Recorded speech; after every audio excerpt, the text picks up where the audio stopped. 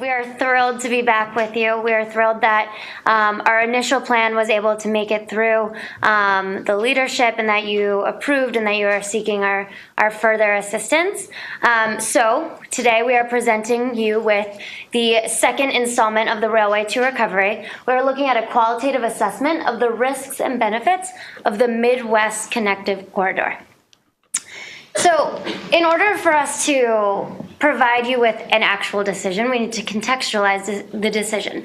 The first thing we took into consideration is, where is economic growth needed? We are still in the midst of a Great Recession. We want to make sure that Americans are going to benefit from this train, from the construction, from the labor, from the travel, all of the benefits associated with it.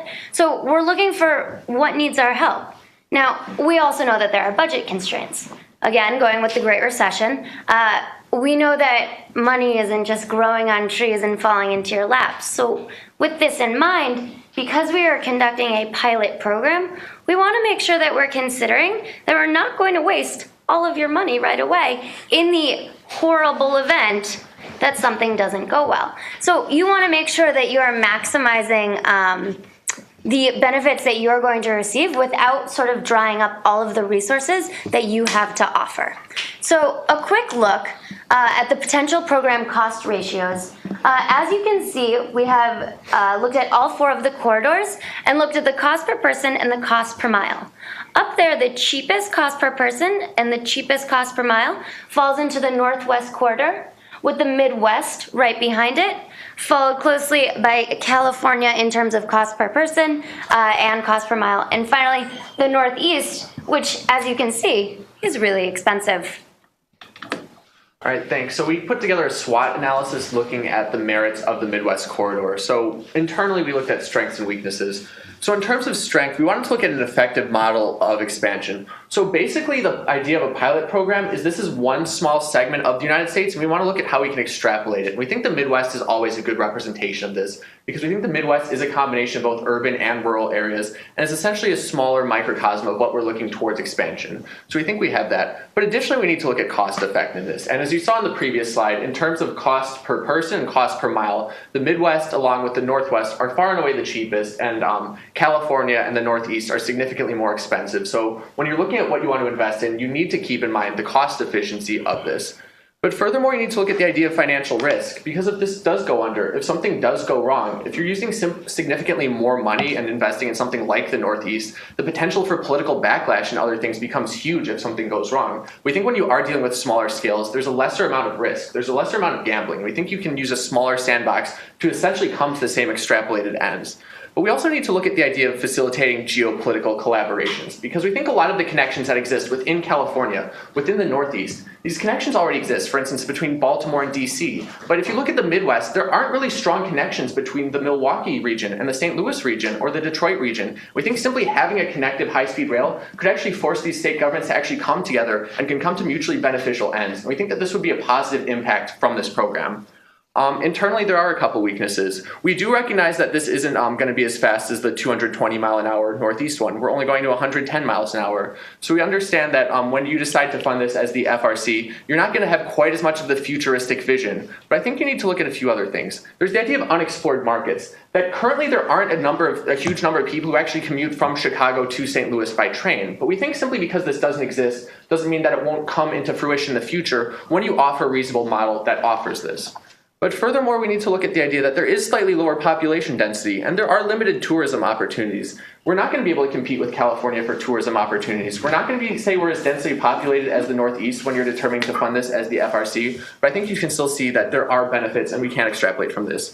Looking externally, you need to look at the idea of economic needs. So we think because this is a stimulus program, you need to look at the high unemployment rate, specifically in the Rust Belt, because there was a huge loss of manufacturing jobs. And there's also political attractiveness. We can diversify the labor pool and get the benefits from this region to actually grow this. And the installation itself will be less intrusive and won't delay existing infrastructures.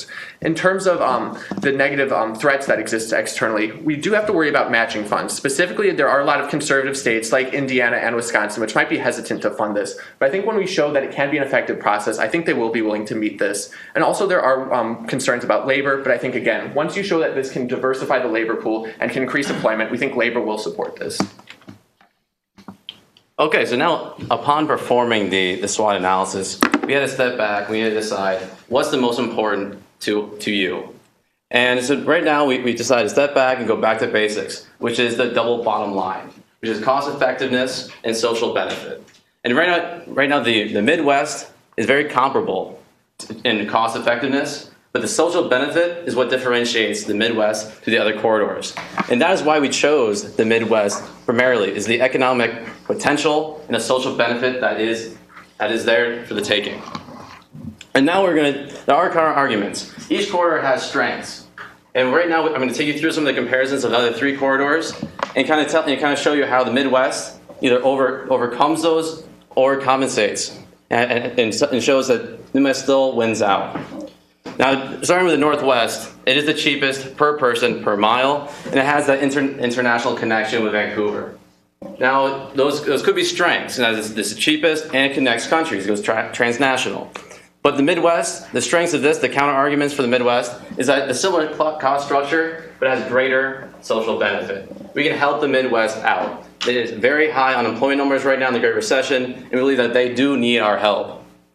Now, lesser national security risk as well, because right now, if you cross borders, you need passports. That does pose a national risk, a national security risk that the Midwest has lesser of. We don't cross borders. Now, on to California. It is very commuter friendly. It has high levels of tourism, as well as interstate travel, which means that everybody loves it. Everybody would love to go from LA to San Francisco with speed.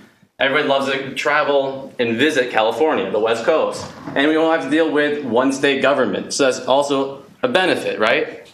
But our argument to this, or counter argument, would be the Midwest is an untapped market. Right now, not a whole lot of people are using trains to get around to explore the Midwest. And that's something that we can really kind of change that culture and take advantage of.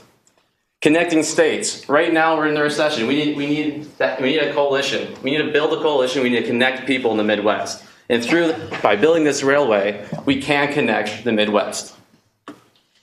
Now in the Northeast. You have 3 minutes just to check. Okay, Northeast. Well-established network of transportation. Connecting major city hubs, big cities, most receptive final product. Most receptive of the final product. So, of course, if we could drop a high-speed track right now in the Northeast, that'd be great. Everybody would love it. But we're going to disrupt it. And right now in 2009, you really think it's the best idea to disrupt the economic activity in the biggest part that leads to GDP of this country? We don't think so. I think we should make a pilot program in the Midwest where it's less intrusive in installation, and we're creating rather than just improving and repairing lines that are already there. And now that we've identified that the Midwest is the best option at this time, we need to focus on maximizing our strengths and our opportunities while meeting our goals. And so our focus is on economic development and establishing procedures, because this is a pilot program. So hiring locally, that's going to establish political will for this construction and for future projects. And it'll also lower the rate of unemployment in the Midwest. And because this is a pilot program, we want to implement strategies that we can continue on in future development. Regular auditing programs, performance improvement plans. These are where we can build these here and we can use them in every other future project.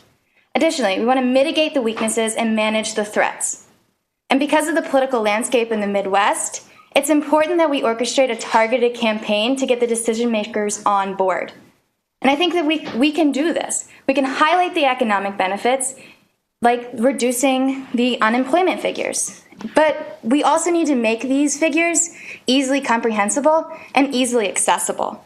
And in doing so, we can ease lawmakers' concerns.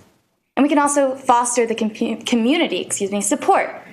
And that's also going to be growing because we're using the local labor market and we're utilizing unemployed skilled workers. There's a market there and we're here to serve it. And at this time, we'd like to open up for any more questions and we'd like to get your response. Thank you.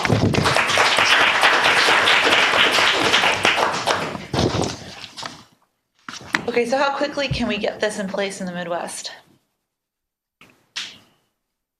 A lot quicker than the other 3 options. We believe that. As in a year. Sorry? As in a year. As in a year? Well, we might have to check some numbers, but I'm sure we would love to investigate further on that. We don't have the figures right now at our disposal. Okay, so you can't confirm that we can actually do this by 2022? By 2022, yes. We can confirm Okay, that. so what year?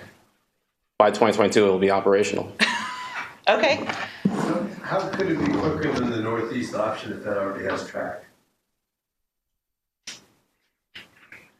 We're not necessarily saying that it would be quicker. I think what we were highlighting on, as we saw as a concern, was that it was going to be a disruption. It's so much more highly concentrated population and the economic activity levels that we don't want to disrupt that at this point in our country at this exact time. So if we use this in the Midwest, we'll be able to have a better understanding of how to make it more productive and more efficient when we need to disrupt it at that time.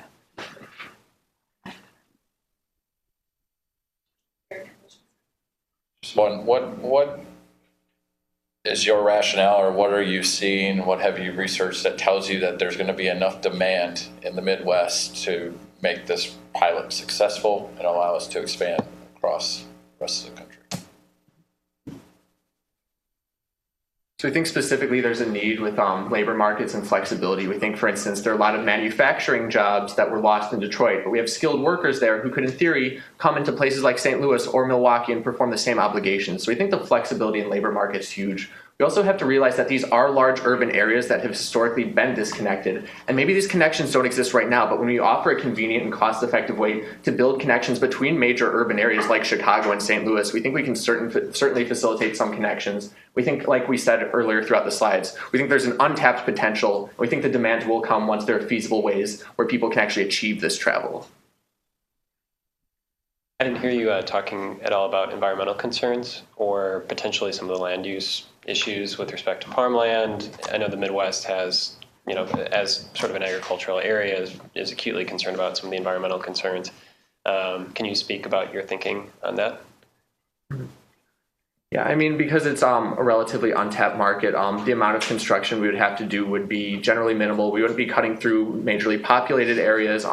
We think our previous presentation about dealing with things such as eminent domain, we'd like to be as fair and transparent as possible when dealing with open farmland, when having to make decisions of going through areas. And I think we'd like to make sure that we are maintaining all EPA standards in development. But we think high-speed rail trains anywhere are, on balance, good for the environment, even if there are some short-term environmental harms in the development. The long-term benefits of people switching from using a car that pollutes tons with carbon dioxide to a train is always going to be a benefit for society. Okay, great. Thank you, Jim.